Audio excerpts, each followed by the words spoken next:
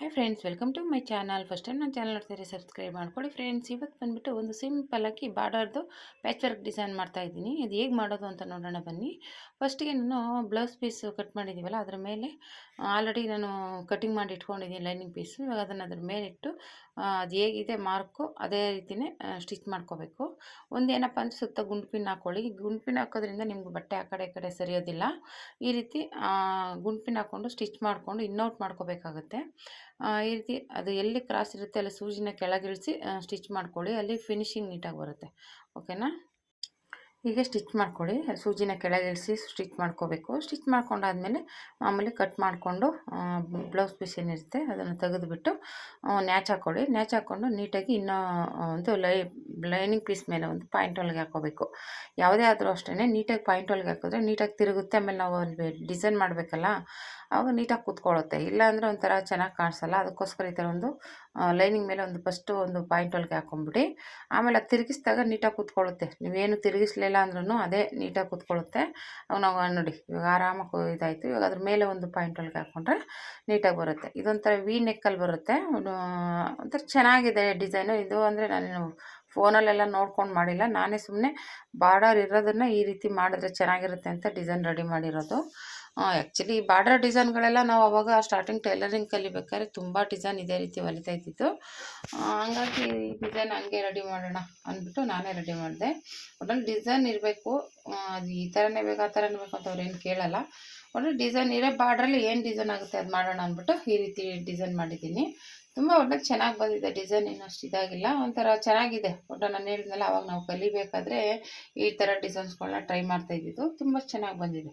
ಇವಾಗ ಈ ಥರ ಸುತ್ತ ಸ್ಟಿಚ್ ಹಾಕ್ಕೊಂಡು ಅದು ಎಕ್ಸ್ಟ್ರಾ ಬಟ್ಟೆ ಏನು ಬರುತ್ತಲ್ಲ ಅದನ್ನು ತೆಗೆದುಬಿಡಬೇಕು. ಯಾವಾಗಲೂ ಅಷ್ಟೇ ಒಂಚೂರು ಎಕ್ಸ್ಟ್ರಾ ಬಟ್ಟೆ ಬಿಟ್ಕೊಂಡೆ ನಾನು ಸ್ಟಿಚ್ ಮಾಡೋದು.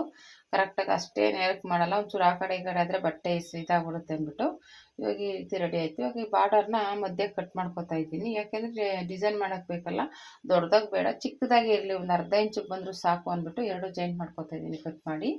ಇವಾಗ ಇದನ್ನು ಫೋಲ್ಡ್ ಮಾಡ್ಕೋಬೇಕು. ಎರಡು ಸೈಡನ್ನು ಫೋಲ್ಡ್ ಮಾಡಿಕೊಂಡು ಸ್ಟಿಚ್ ಮಾಡ್ಕೊಂಬಿಡ್ಬೇಕು. ಒಂದು ಅರ್ಧ ಇಂಚು ಬಂದರೂ ಸಾಕು. ಒಂಥರ ಪಟ್ಟಿ ಥರ ಚೆನ್ನಾಗಿರುತ್ತೆ. ದೊಡ್ಡದಾಗಿ ಬೇಡ ಅಂದ್ಬಿಟ್ಟು ನಾನು ಆಮೇಲೆ ಈ ಡಿಸೈನ್ ಮಾಡೋದಕ್ಕೆ ಸಾಕಾಗಲ್ಲ. ಆಮೇಲೆ ಬೇರೆದು ಕೊಡೋಕ್ಕಾಗಲ್ಲ. ಅದರ್ಧ ಇದರ್ಧ ಮಾಡೋದು ಬೇಡ ಅಂದ್ಬಿಟ್ಟು ಇದೇ ಕೊಡೋಣ ಅಂತ ನಾನು ಅದಕ್ಕೆ ಅರ್ಧ ಅರ್ಧ ಕಟ್ ಮಾಡಿ ಚಿಕ್ಕದಾಗೆ ಕೊಡೋಣ ಅಂತ ಈ ಥರ ಸ್ಟಿಚ್ ಮಾಡ್ಕೊತಾ ಇದ್ದೀನಿ. ಇದು ಬಂದ್ಬಿಟ್ಟು ಅದು ಹೇಳ್ದಂಗೆ ಆ ಕಡೆನೂ ಈ ಕಡೆನೂ ಎರಡು ಕಡೆನೂ ಫೋಲ್ಡ್ ಮಾಡ್ಕೋಬೇಕು. ಫೋಲ್ಡ್ ಮಾಡ್ಕೊಂಡಾದ್ಮೇಲೆ ಈ ರೀತಿ ಒಂದು ಮಾರ್ಕ್ ಮಾಡ್ಕೊಂಡಿದ್ದೀನಿ ನೋಡಿ. ಮಾರ್ಕಿಂಗ್ ಪೀಸಲ್ಲಿ ಅದು ವಿ ಶೇಪ್ ಇತ್ತಲ್ಲ ಆ ಶೇಪು ಕರೆಕ್ಟಾಗಿ ಮಾರ್ಕ್ ಮಾಡಿದ್ದೀನಿ. ಲೇಸ್ನ ಅದ್ರ ಮೇಲೆ ಅಟ್ಯಾಚ್ ಮಾಡೋಕ್ಕೆ ಸ್ಟಿಚ್ ಮಾಡ್ಕೊಳ್ಳೋಕ್ಕೆ ಈ ರೀತಿ ಇಟ್ಕೊಂಡು ಸ್ಟಿಚ್ ಮಾಡ್ಕೋಬೇಕು.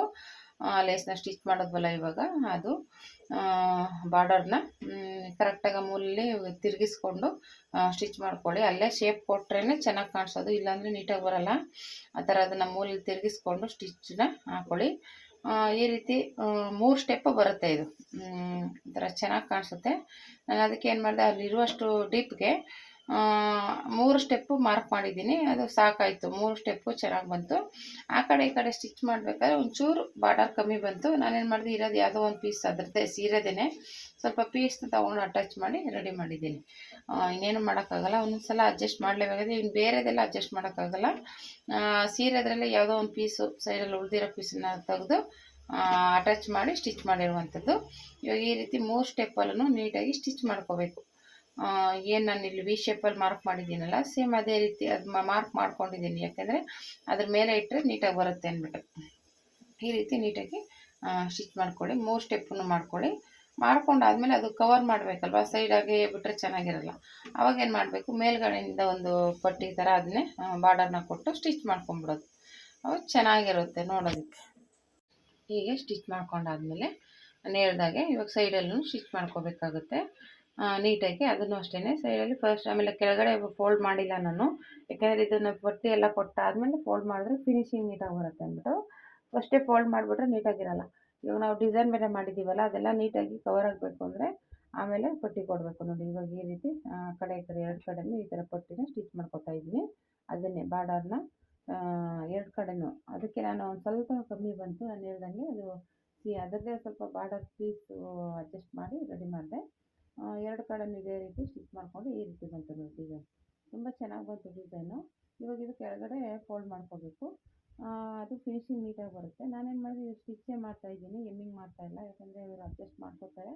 ಕೆಲವರು ಎಮ್ಮಿಂಗೇ ಬೇಕು ಅನ್ನೋರಿಗೆ ಎಮ್ಮಿಂಗ್ ಮಾಡ್ತೀನಿ, ಇಲ್ಲದೇ ಹೋದರೆ ಈ ಥರ ಸ್ಟಿಚ್ ಮಾಡಿಬಿಡ್ತೀನಿ.